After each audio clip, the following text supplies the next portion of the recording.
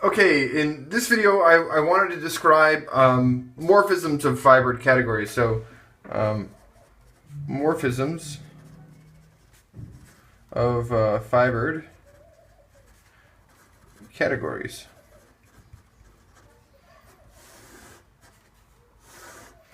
Let me check and see if everything looks okay. Okay, so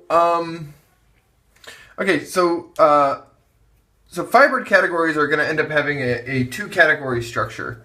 So let me just say that. Yeah, let's just recall what a fibered category or a fibered category is. So recall. So this was in the stacks video. Okay. So first we need to fix S is going to be a site. Okay. So this is a category with a collection of covering maps. Okay, so recall that a fibered category is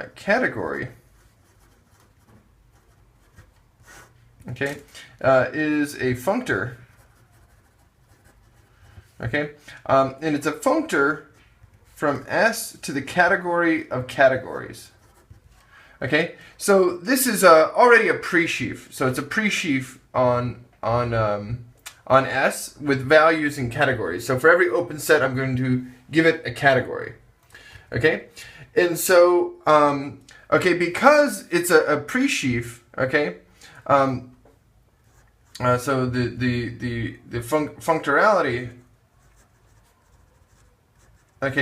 says that whenever I have an inclusion, let's say from V into U, like this, so so this associates, this gives us so it's a contravariant functor, right? So functorality tells us that we're going to get this I star from FU to FV.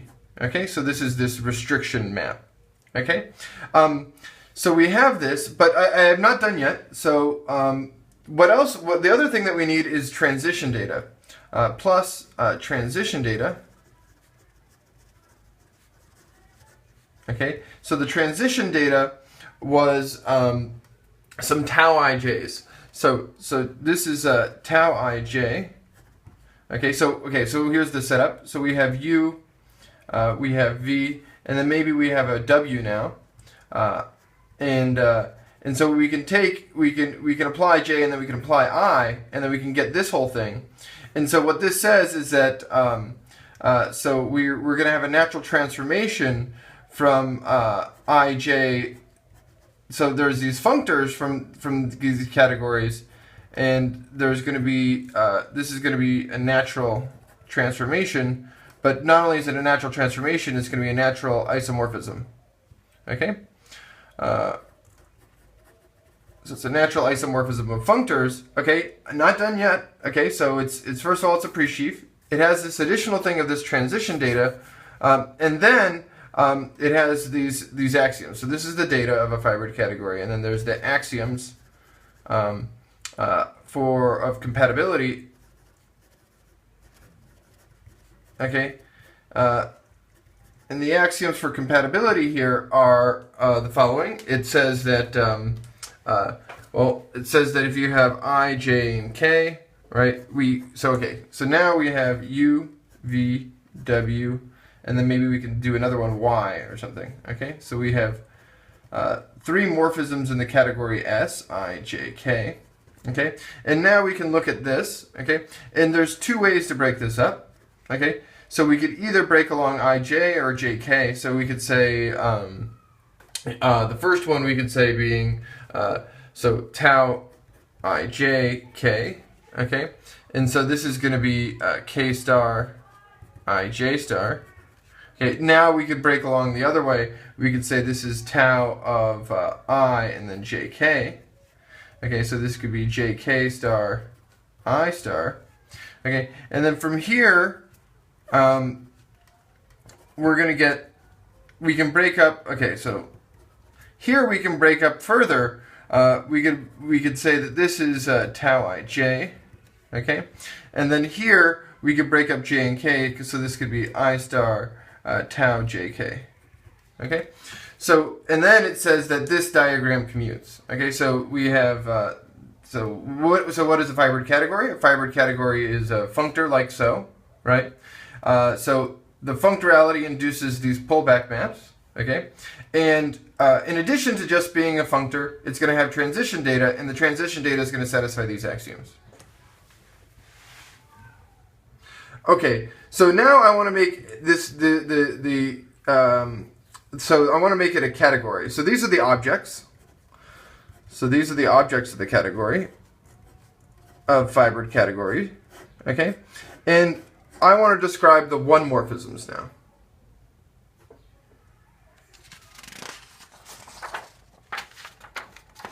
Okay, so the one morphisms in a fibered category. Okay, so so what are one morphisms? Okay, so they're going to be okay. So suppose F and G are two fibered categories.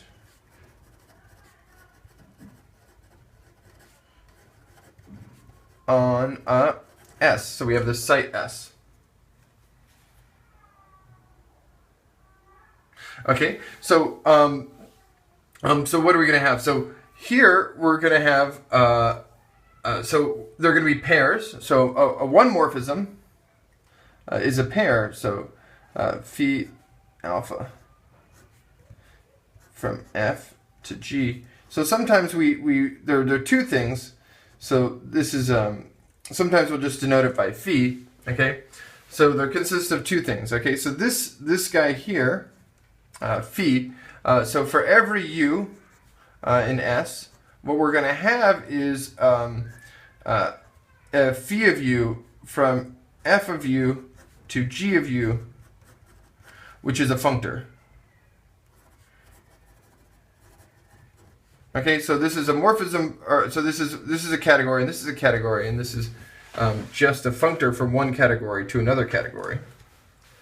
Okay, and so what else we have is that for every morphism in the category, okay, so for every, say, like inclusion of open sets like this, maybe this is just a morphism in S, okay, but I'm going to write it like this.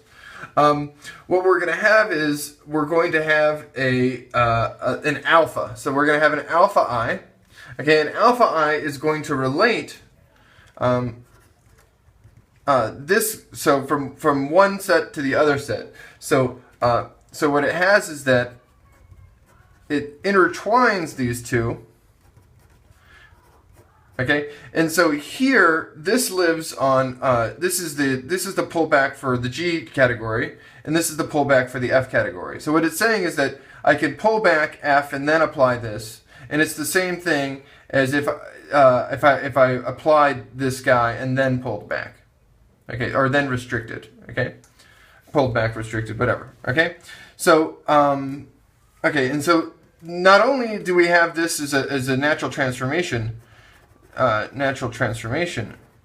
But it's actually a natural isomorphism.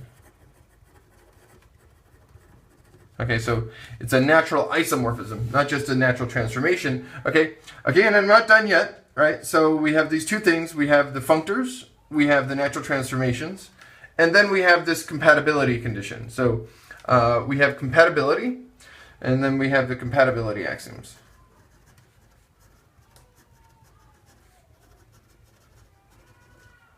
Okay, so man, it is a mouthful, I guess, right? This whole thing. So here, so suppose we have three guys again. So we have I, J here, like so.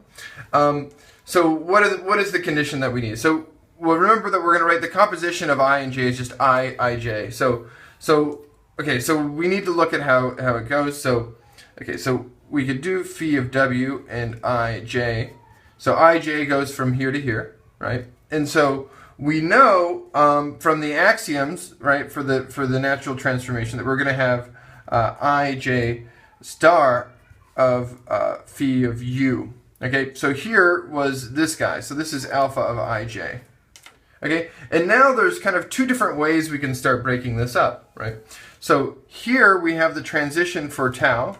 Okay, so here we have a transition for tau.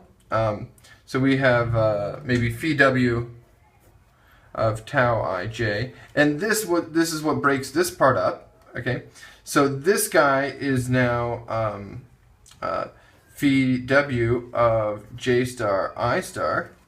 Okay. Okay, I guess we can also break it up after the fact. Okay, so we have tau ij, comma j of phi u. Okay, so this is j star I star of phi of u. Okay, and now what we can do is we can there's here we can apply this rule here. Or we can apply it here to these two things. And we want them to agree. Okay? So here, if we applied it here, okay, so what would we get? So we'd get phi v I star, and then we'd have j star. So we switch them. And then here, we would have to use this alpha, so what is this? Alpha j, I guess. Alpha j, and then we have an I star in front. Okay? And then here, what do we have? So here, this one we're going to have j star of, I guess, alpha I. Okay, so this is what allows us to switch these. I guess this is alpha of I. Maybe I'll write it like this, so this has to go up. Okay, so that way it goes up. I wanted to write it going down, but we have the I star needs to come before. Okay, so that these, okay, so then this whole thing commutes. So this diagram commutes. Okay, and that's it. So that's what a one morphism is for a fibered category. It's okay. So it's a collection of functors with natural transformations, which allow us to identify the restriction maps, right, for these functors, and then they have a certain compatibility for when you have three things, because there's kind of two possible ways to break up three things, and we want them to be the same thing.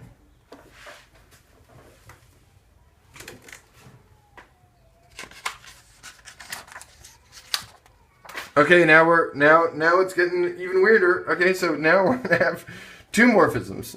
Okay, so these are morphisms between morphisms, so we have a two category. Okay, so here, so suppose we have two morphisms. So we have say like phi and alpha, and then we have psi and beta. Okay, and say these are both morphisms.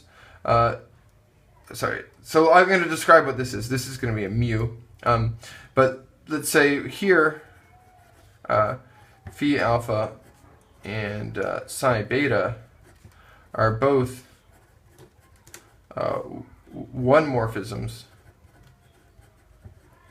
let's say from F to G, and these are fibered categories on a site S. Okay, so so now we have okay, so now I need to tell you what this is.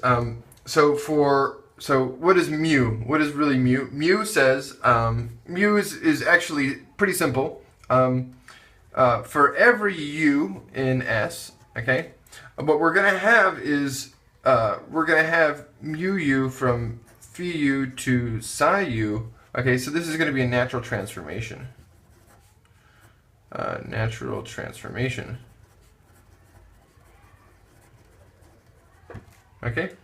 And okay, and it satisfies, so these guys here satisfy certain compatibility conditions. The following compatibility. Okay, and the compatibility is the following. So if we're given, so suppose we're given a morphism in S. Okay, so what we could do is we could look at so we could look at phi v I star, and then I star phi u. Okay, so this here, right, is what we had for, okay, so this map here is alpha I. Okay, so this is what it looks like when we the transitions, the identifications between the restrictions and the fees. Okay, and okay, so this is one of the things we have, and so what we can do is we can apply the natural transformation here. Okay, so here we can have, say, psi v I star, and then this thing here would be mu v I star. Okay, we could do something similar here. We could do I star mu u. Okay, so we want this whole thing to agree. So what was this one? This would be I star psi u, and then here this map is given by these bi's, okay, and then this diagram commutes. So this is all that it is, okay. So it's just a bunch of natural transformations that are compatible, okay. So it's so this is just a system of compatible natural transformations.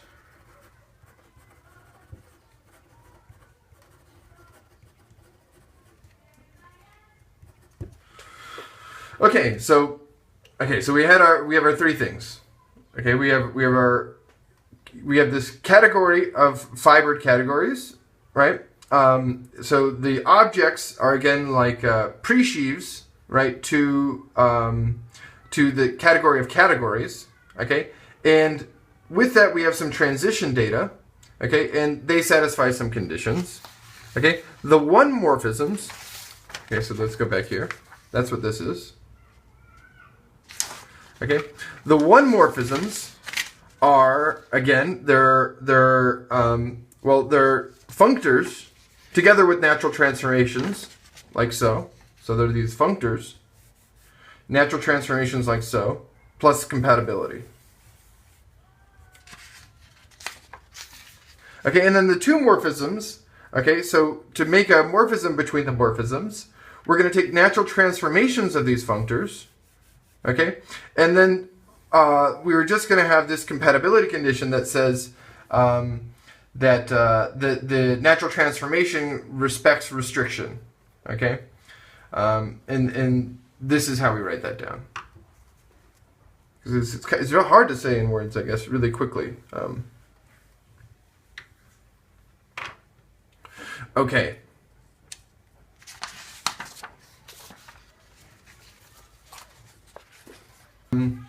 So there's some special classes of morphisms.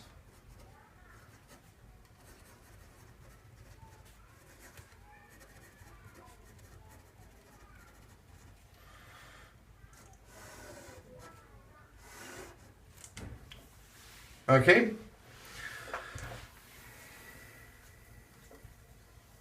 Okay, so recall that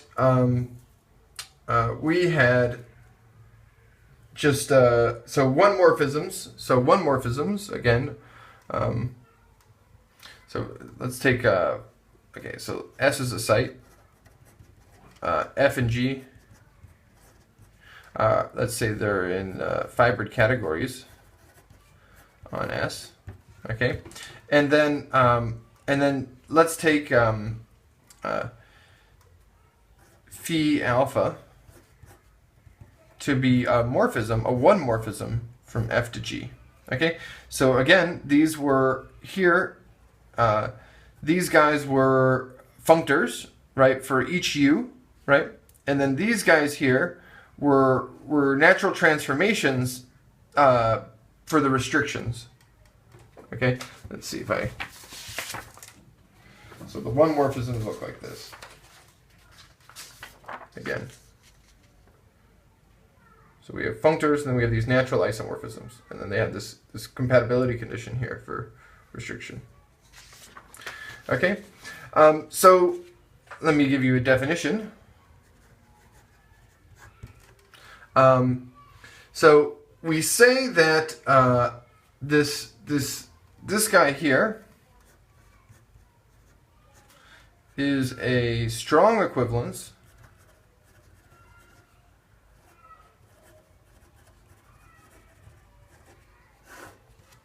if these guys are equivalences of categories.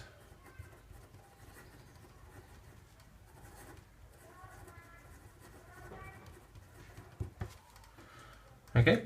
Let me give another definition. We'll say that this is phi alpha is a weak equivalence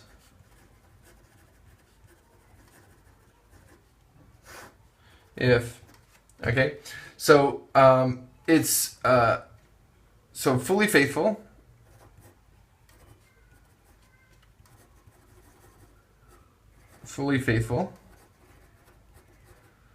for every, so this is for every u, and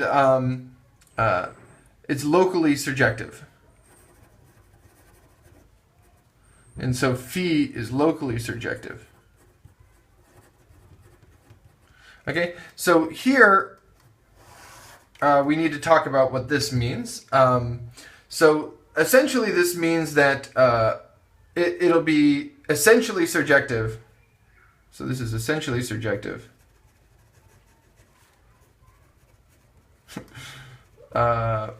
So it's essentially surjective provided for small enough opens. Let's say opens. So small enough elements of the set. So in the case of the Zariski topology, this will literally be small enough opens. And so remember that essentially surjective means for a functor from one category to another is essentially surjective if for every object in your target category there exists an object in the source category such that the first object that I started with is isomorphic to the image of the object in the source category. Okay, so it's not like you have everything's isomorphic to something coming from the source.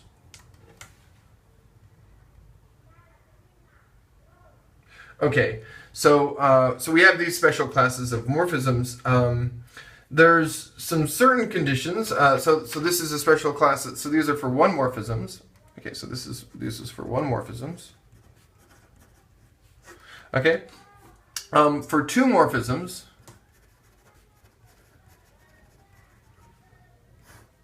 Okay, so remember that two morphisms. So this is for one morphisms here.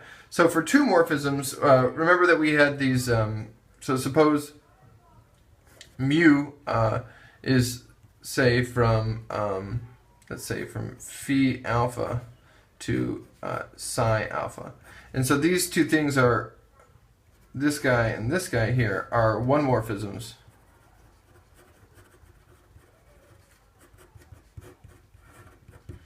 Okay, so we have these two one morphisms here.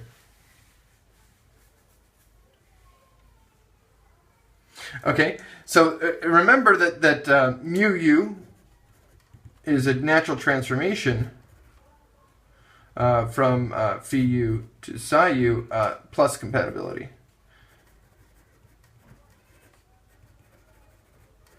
Plus compatibility.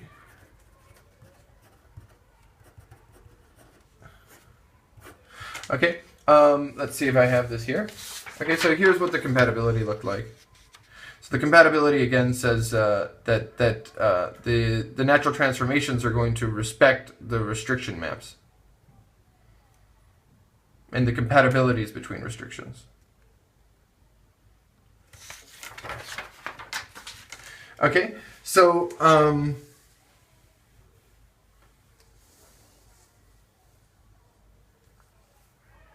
okay, so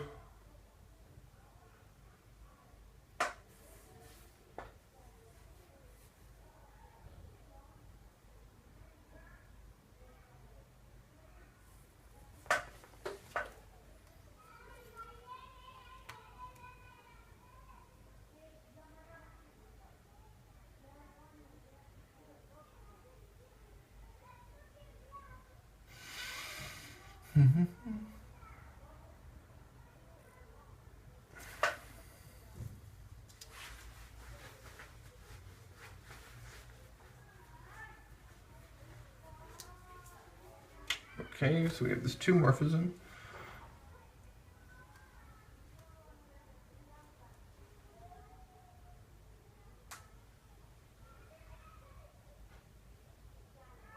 And then where the heck am I?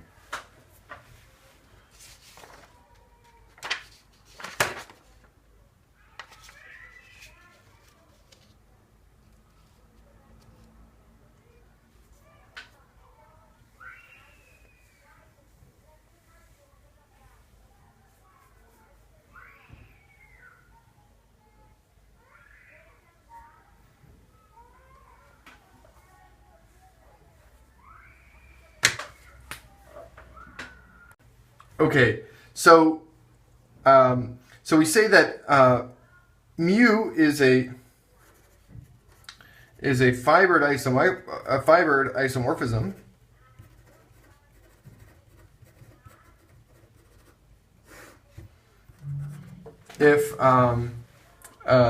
If each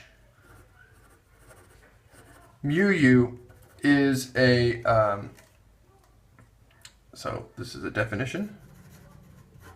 Okay, mu is a fibered isomorphism if each mu u is a natural isomorphism.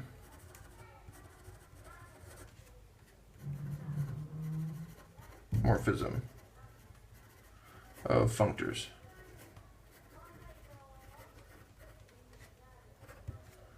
Okay, so okay, so then this is going to be this will all become important in the context of gerbes and when we're going to be doing this for deformations. Okay, thanks for watching. I'm going to now talk about gerbes.